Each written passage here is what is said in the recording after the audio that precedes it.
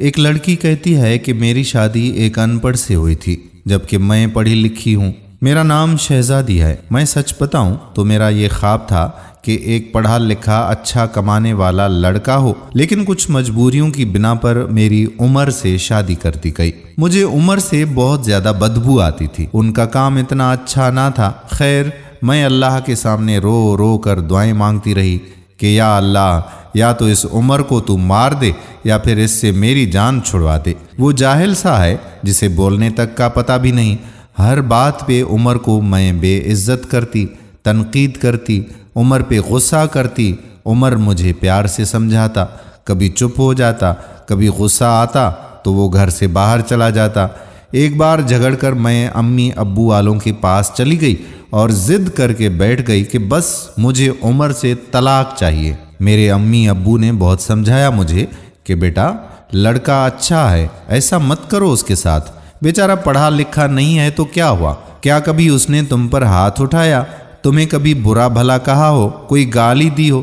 لیکن میں بس طلاق لینا چاہتی تھی۔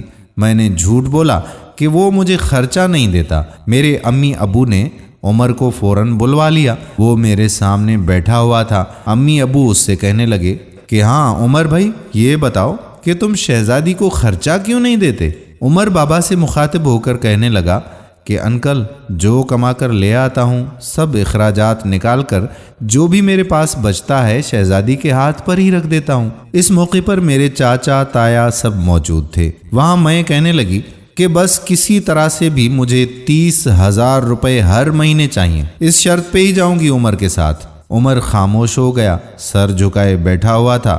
میرے چاچا بولے، ہاں عمر، دے سکتے ہو خرچہ 30,000 کا؟ کچھ لمحے توقف کے بعد عمر میری طرف دیکھنے لگا، لمبی سانس لی اور بولے، ٹھیک ہے، میں شہزادی کو 30,000 روپے دے دوں گا۔ میں نے دل ہی دل میں اسے بہت زیادہ گالیاں دیں کہ کمینہ، دیکھنا میں تمہارا جینا حرام کر دوں گی۔ عمر کے ساتھ میں اس دن چلی گئی۔ ہمارے بجلی، پانی، گیس کا بل اور راشن، کھانا پینا سب اخراجات بھی تھے۔ میں نے عمر سے جب بھی پوچھا کہ عمر، تم کام کیا کرتے ہو، تو وہ کہتا تھا کہ بس گورنمنٹ آفس ہے، وہاں پر کام کرتا ہوں۔ اس کے علاوہ نہ کبھی اس نے کچھ بتایا اور نہ ہی میں نے پوچھا۔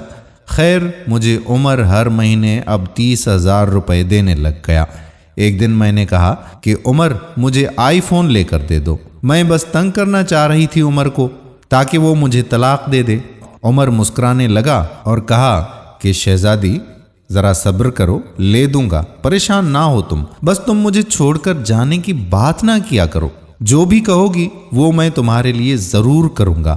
میں کبھی کھانے میں مرچی زیادہ ڈال دیتی، کبھی نمک کی زیادتی کر دیتی۔ وہ تھکا ہارا کام سے واپس آتا، کھانا کھا کر بے ہوش ہو جاتا۔ جانے کون سا وہ کام کرتا تھا کہ اتنا تھک جاتا تھا۔ میں جتنی عمر سے نفرت کرتی تھی، عمر اتنی ہی مجھ سے محبت کرتا تھا۔ میں ایک دن اپنی ایک دوست کے ساتھ گاڑی میں شاپنگ کرنے کے لیے جا رہے تھے۔ ہم شہر میں ایک مہنگے مال میں جا رہے تھے۔ ہمارا گزر بس کے اڈے کے پاس سے ہوا تو میری زندگی نے جو لمحہ دیکھا، میں بے جان ہو گئی۔ وہ عمر جسے میں بہت نفرت کی نگاہ سے دیکھتی تھی، جس کو میں جاہل جانتی تھی، ان پڑھ کہتی تھی، جس کو کبھی میں نے پیار بھری نگاہ سے بھی نہیں دیکھا تھا، جس کا کبھی حال تک میں نے نہیں پوچھا تھا، جسے میں انسان ہی نہیں سمجھتی تھی، جسے میں کبھی قبول ہی نہیں کر پا رہی تھی، وہ عمر سر پہ بوجھ اٹھائے کسی کا سامان ایک بس پر چڑھا رہا تھا۔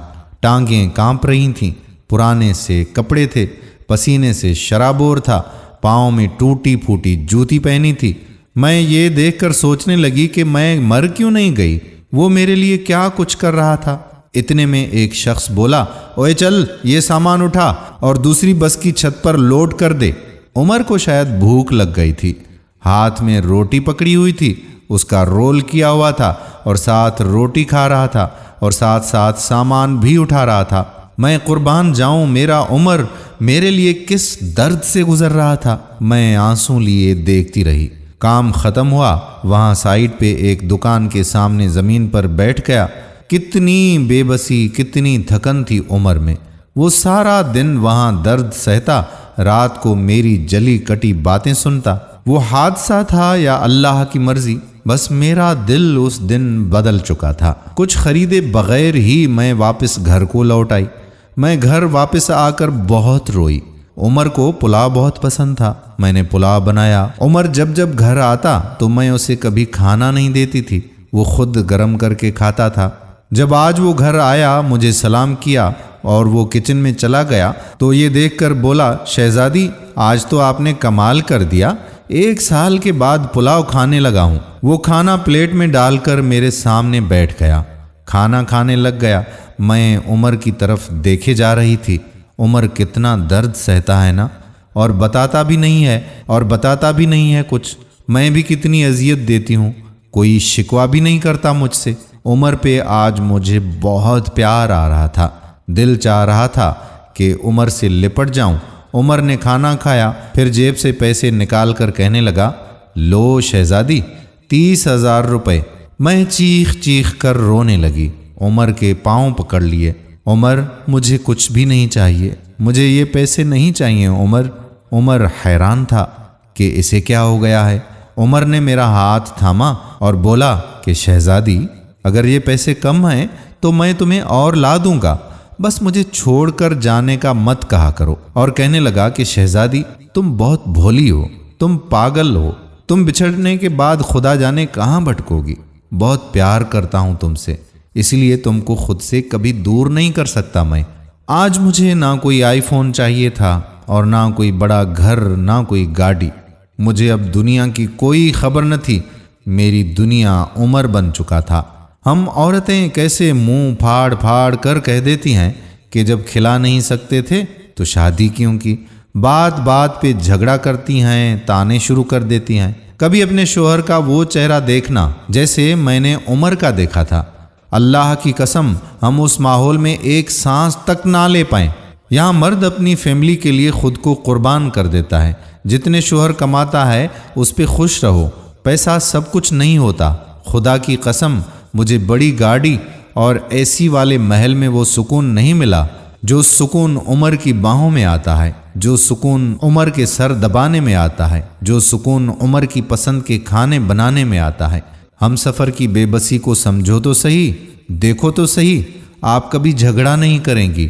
اب عمر میری زندگی ہے اور میں عمر کی زندگی۔ دوستو ہم امید کرتے ہیں کہ ہماری آج کی یہ ویڈیو آپ کو پسند ضرور آئی ہوگی اور اپنے دوستو احباب کے ساتھ اسے شیئر بھی ضرور کریں گے۔